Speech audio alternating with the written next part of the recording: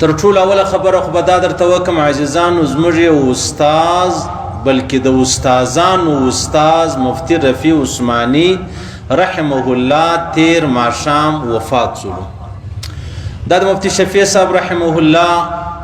زوی و، مفتی تقی عثماني صاحب مشر ورور و. د دین او د اسلام د پاره دی کورنۍ دومره خدمات کړي دي چې په خدای دې می قسمی چې چا جاز جوړ کړی دی بیا پایلټ دا جاز پورته کړی دی، دا څونه لوی خدمت دی. په یوه ګانټه کې 1000 کیلومتره تا له یوه ځایه بل ځای له راوړي، په سترګو راواخله، په عقل راواخله، په فکر راواخله، دا څو خدمت دی. په خدای قسم د مفتی رفیع عثماني صاحب د روح د پاره تر ډېر زیات خدمتونه چې دی هغه کړي دي. بیا جبه خبره دا ده لکه چې دا زموږ په معاشره کې یو لوی ډاکټر وفات سي، دا لوی اسپتال راواخله، مریضان راواخله، بیماران راواخله، دا څومره لوی مشکل ورته جوړ سي او څومره لوی خلا جوړ سي چې دا خلا بیا څوک نسي ډکولی چې دا کم ډاکټر وفات سي. په خدای دې مې قسم چې دا کله یو ډاکټر را ولاړ سي د یو چا د زړه اپریشن ورکوي، دا زړه راواخلي علیده و ځان ته په تال کې کښېږدي، بیا دی په هغه کې راواخله هغه سرجریانې چې کوم بلل کېږي، والونه چې کوم بلل کېږي، د هغسې مطلب نور د دې زړه سره چې کومې خبرې تړلې دي، دا څونه لوی خدمت دی او څونه لویه خبره ده. په خدای دې مې قسم مفتی رفیع عثماني صاحب تر دې زړه چې دا کوم ډاکټر را ایستلی دی علاج یې ورکوي، دلته دې ډاکټر د بدن علاج وکوي، مفتی رفیع عثماني صاحب چې دی هغه د روح علاج کوي او د روح علاج هم دومره زیات کوي چې لکه دې ډاکټر ته ګوره دی علیده مریض ته علیده ژوند جوړ سولو. داسې مفتی رفیع عثماني صاحب د روح خدمت راواخله، د قرآن خدمت راواخله، د الله خدمت راواخله، د رسول د دین خدمت راواخله. صحیح سولو. عجبه بله درته کوم سر چې راپورته سو، ما یو ټویټر یې کله کله شی کې ګورو، نو ما چې خلاص کړي اول د یو پښتون مطلب هغه ټویټ یې کړی ولو. پښتون نو ځان ته ډېر غیرتمن هم وایي، ډېر دلاوره هم وایي، ډېر دینداره هم وایي، ډېر د خپل وطن د خپل ولس د خپل وګړو بیخي ډېر ځان غمخواره چې دی هغه بلي. د چیش لیکلی ولو؟ د دا لیکلی ولو چې نن د انګریز یو بل زوی مردار سو، ځای دی جهنم سی وایي. وای نن د انګریز یو بل زوی چې د مفتی رفیع عثماني صاحب په نامه دی دا مردار سو، ځای دی جهنم یې. دا تورې لیکلي. ما سبحان الله، الله اکبر، څومره لوی جرأت یې سړي کړی دی او دا څونه لوی ګستاخي د ستا د ده سره پر مځکه پر موټر پر جایداد جګړه وله. که نو ټیک د بده خبره ده، دا سړی مطلب ګناهګاره کېږي په دې، او که ستا د ده سره خالص اور خالص د دین په حواله خبره وه، په خدای دې مې قسم یې که به دا سړی په ایمان او په اسلام کې پاتېږي. په خدای دې مې قسم یې که یو سړی د عالم په باره کې داسې خبره وکړي، هغه د ده ذاتي خبره نه ده، پر جایدادو پر مځکو نور د کور مسله نه ده، نه د دین و د اسلام و د علم مسله ده. په خدای قسم په دغه ټکي انسان چې دی هغه کافر کېږي. یعنې زه دومره حیران شوم چې کوم کار د یهودو دپاره په کار و هغه یو مسلمان وکړي،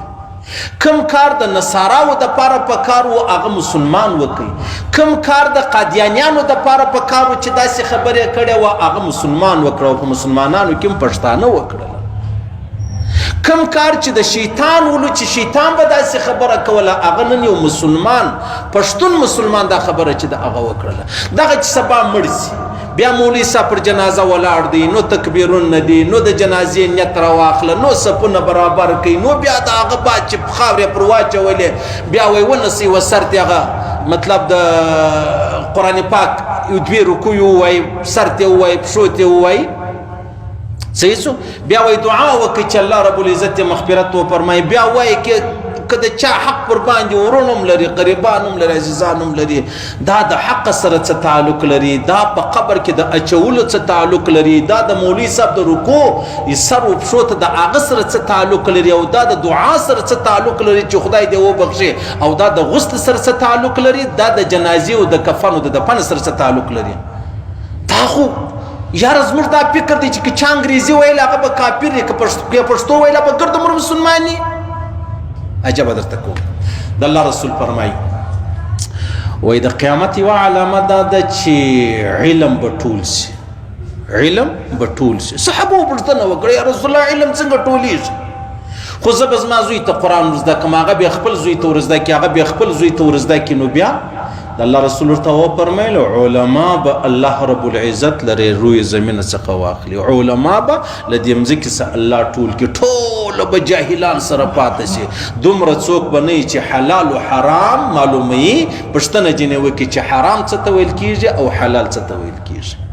دا الله رسول فرمایي بیا الله رب العزت فرمایي شهد الله انه لا اله الا هو والملائکه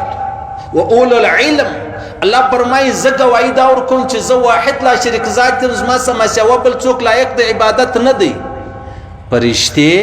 هم دا ګواهي ورکوي او علما هم دا ګواهي ورکوي الله رب العزت د خپل وحدانیت دپاره د علماو ګواهي چې دغه صحیح کړي چې علما دا ګواهي ورکوي چې زه واحد لا شریک ذات یم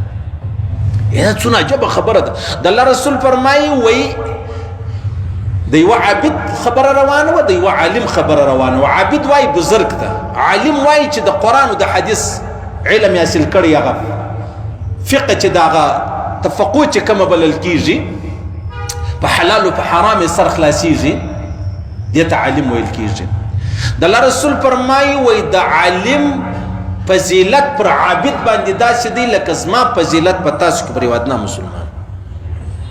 د پیغمبر علیه الصلاة والسلام فضیلت پر یو ادنا مسلمان راواخله دا څو دی د الله رسول فرمایي د عالم فضیلت پر عابد باندې داسې دی د الله رسول فرمایي د عالم فضیلت پر عابد باندې داسې دی لکه د 14 سپوږمۍ راواخله د 14 سپوږمۍ پر دې نورو ستورو باندې څومره ځلان دی صحیح سلو د الله رسول فرمایي د الله رسول فرمایي وای په اوبو کې سمندر کې مایان او علما او ته دعاوي کوي او میرجان په خپل کورو کې علما او ته دعاوي چې دیغه کوي پیغمبر علیه الصلاۃ والسلام فرمایي د قیامت پر ورځ به شهید ته اجازه ورکول چې جنت لره ولاړ سه و مجاهد ته به اجازه ورکول چې جنت لره ولاړ سه و حافظ ته به اجازه ورکول سي و قاری ته به اجازه ورکول سي و طالب ته به اجازه ورکول سي و سقط ته به اجازه ورکول سي ځ جنت لره و عالم ته الله فرمایي ته بنځي عالم به پښتنه جن وکړي چې الله دا خو زما د وجه غازی او شهید او طالب او قاری او سقي او د ټول اولادو زه ولې پاته یم الله رسول فرمایي الله ورته فرمایي تم په دې راګرځولې وګوره په خپل یارانو دوستانو کې څوک پاته سوی دا غم در سره بوزي یوازې ځم په یارانو دوستانو کې وګوره تا به هم په دنیا کې یاران دوستان درولد نو هغه به پاتې ته به جنت در ولاړ سي د غي ځم عملګری در سره بوزه دا د علماو شان دی پیغمبر علیه الصلاۃ والسلام فرمایي وای چې یو عالم وفات سي یو عالم دا چې بس تقبل ولاړ سي ورک سي بس تقبل ختم سي لکه کاکړان را واخله لکه څګزیر را واخله لکه مطلب خلجان را واخله دا رقم نو قبيله خو ضروري دي بس تقبل ختم سي د الله رسول فرمایي علامه بهقي حدیث نقل کړی دي دومره تاوان نه دی دومره نقصان دی لکه د یو عالم وفات کېده یا د یو عالم انتقال او بیا عجب خبره دا ده زید بن ثابت رضی الله تعالی عنہ وفات شوی نو دی چې کله قبر کې دفن کړي نو عبد الله ابن عباس ډیر لوی عالم ډیر زورور عالم ولو بیا ویل ولکه څوک دا غواړي چې دا علم څنګه لمځکه ورکیږي ختميږي زبې در ورشایم هغه د زید بن ثابت رضی الله تعالی عنہ قبر دی نن په خدای دې می قسم به ډیر علم لاړ تر خاور لاندې سو کدغه علما د ګور یو خمشتي د نکاح خبره کو د جنازې خبره کو ګر سره به مشتي حساب ولګو کدغه علما نه وای اللهم پیژندلی محمد رسول الله پیژندلی د الله وحدانیت مې پیژندلی سو، د محمد رسول الله ختم نبوت مې پیژندلی سو، د صحابه او حقانیت مې پیژندلی سو، د قرآن آیاتونه مې پیژندلی سو، احادیث د محمد رسول الله موږ پیژندلی سو. په دغه قرآن کې ته وګورئ که دا ګرد دنیا را یو ځای سوله معاذ معمولي قدر یو تورې پکې زیات کوي د ټولې دنیا امیان راواخلي، هغه په دې خبرېږي په قرآن کې یو تورې زیات شوی نه په خبرېږي، لیکن یو عالم په دې خبره خبرېږي، یو حافظ و قاري په دې خبرېږي. اشم د عالم او د طالب او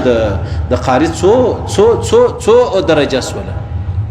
د ګرد دنیا امیان سره یو ځای کدی تا ته په قرآن کې که چا یو زور وزیر زیات کوي نیسي در ښوولی چې زور زیات شوی دی که زیر زیات شوی دی، لیکن یو عالم یې تا ته در ښوولی شي. نو د علما وجود ضروري دی که نه دی؟ نو که دغه علما د مابین ځه وباسي، زه به د الله وحدانیت څنګه پیژنم؟ زه به د محمد رسول الله ختم نبوت څنګه پیژنم؟ زه به د قادیانیانو قادیانیت څنګه پیژنم؟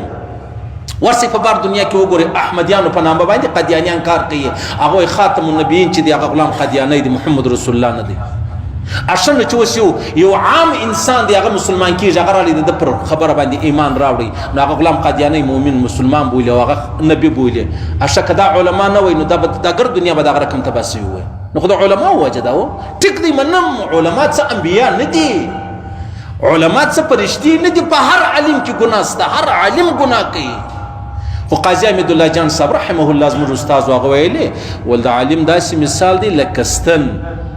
ستن خو نه کمیس لري، نه پاجامه لري، نه خولۍ لري، نه یو صدرۍ لري، یو شی نه لري، او ستن د خالص ستن. که د چا پایڅه څیرې وه بیا د بې د معافي په دغه ستن یې موږ سلایي کوو که نه کوو؟ که د چا پاجامه نوره څیرې وله په دغه یې موږ سلایي کوو؟ د ده عزت په دې خوندې کېږي نه؟ د ده قمیص راواخله، د ده هر څه راواخله، په دغه ستن باندې کېږي که نه کېږي؟ اوس که یو سړی نارې کوي وایي یاره زه په ستن باندې د خپل کمیس او خپله پاجامه نه سلایي کوم، وایي ستن په خپله نه قمیص لري، نه پاجامه لري، نه خولۍ لري، نه صدرۍ لري، نو لحاظه زه یې غورځوم. نو څو تر څو به دا خپله پاجامه څیرې ګرځوې؟ په څو مجلسو کې به بې عزته ښکاره سي. بس د عالم دا مثال دی، عالم په خپله و تا ته ستا عزت، ستا دین، ستا اسلام درښایي، په خپله که هر شی و دغه سره ستا تعلق نشته. ته یو ډاکټر لره ورشې هغه په خپله شوګر دی، ته علاج ورباندې کوې، نو ته دا ورته وایي چې ډاکټر صاحب زه په تا علاج نه کوم. ولې؟ وایي زه راغلی د شوګر علاج په تا کوم، ته په خپله شوګر یې، ته دا کوې؟ یاره ډاکټر صاحب وایي زه پوهېږم زما شوګر پوهېږي، زما بیماري پوهېږي، خو تا ته زه لاره درښایم. د علماو هم دغه مثال دی، ګوره تا ته لاره درښایي، حلال و حرام یې در باندې وپېژندل، د الله وحدانیت د محمد رسول الله رسالت یې در باندې وپېژندی، د قرآن هر ټکی، هر زور، هر زیر در باندې وپېژندی. نو د علماو وجود ضروري دی که نه دی؟ اوس که راولاړ شي یو عالم پلانی کار وکړي نو ویې کوي، نو بس بیا ته راولاړېږي د علماو ټولو علماو بدنامي کوي. دې علماو چې څومره خدمت کړی دی، په خدای دې مې قسم زما وارو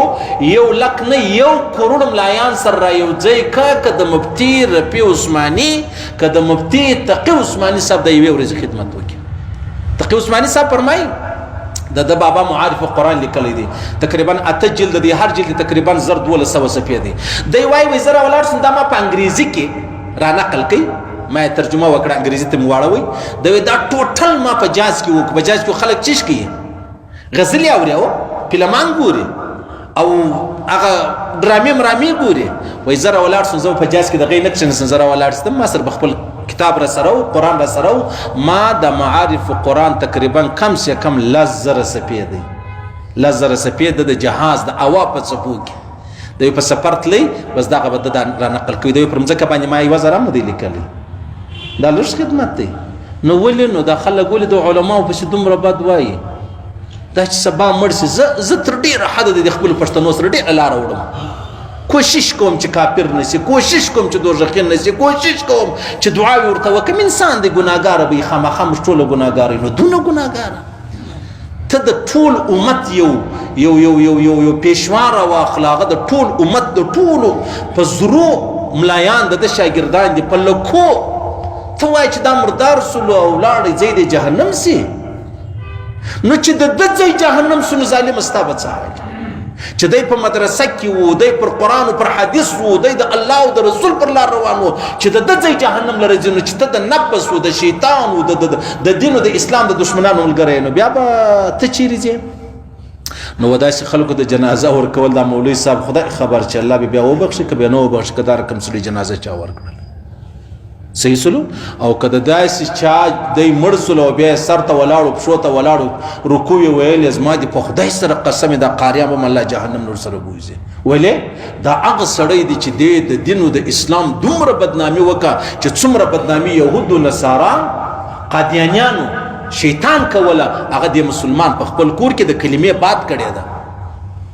ایمان خو څه غاښ نه دی چې وختي په لاس کې دراخستې اوس ما غاښ وختي په خوا 2 درس اوس 1 درس پاته سولو ایمان به نه په خبر لتا بتللی چې مړې پر دا ټیم به خبر شي په قبر کې خبر شي د حشرګاه پر میدان خبر شي ایمان څه میراث نه دی چې ما تر رسیدلی دی که زه مړ که ژوندی یم دا به زما یې ایمان اسلام دا د الله ورکړه د چاته ورکی چاته نور کې چاته ورکی جنی وای که چاته ورکی در پای ورسره نو د داسې خلکو سره الله اخستې دي الله دې هدایت ورته وکړي الله دې هدایت ورته وکړي نه غواړو چې الله رب عزت جهنم لره بوځي نه غواړو چې د دین او د اسلام دشمنی وکړي په هر صورت کې وکړي په هر جامه نه غواړو کني نو الله رب العزت داسې پښتانه دي خدای ګر سر دی تبا کی چې ابو جهل په جهنم کې د دې ملګری سي صحیح سو دا خبره ختم شو الله رب العزت د مفتی صاحب مغفرت وفرمایي الله د درجه دومره بلند کی چې څومره د الله په قدرت کې الله رب العزت د دې په نقش قدم مرتجوند را نصیب کی الله رب العزت بغیر د علما او مرتجوند را کوي الله رب العزت حلال او حرام مشترازده کی الله رب العزت د علما او په سرپرستی کې د علما تر جنډۍ لاندې د علما تر شری مسلو لاندې مرتجوند را نصیب کی بغیر د علما او د الله ژوند را نصیب کی دا خبره ختم شوه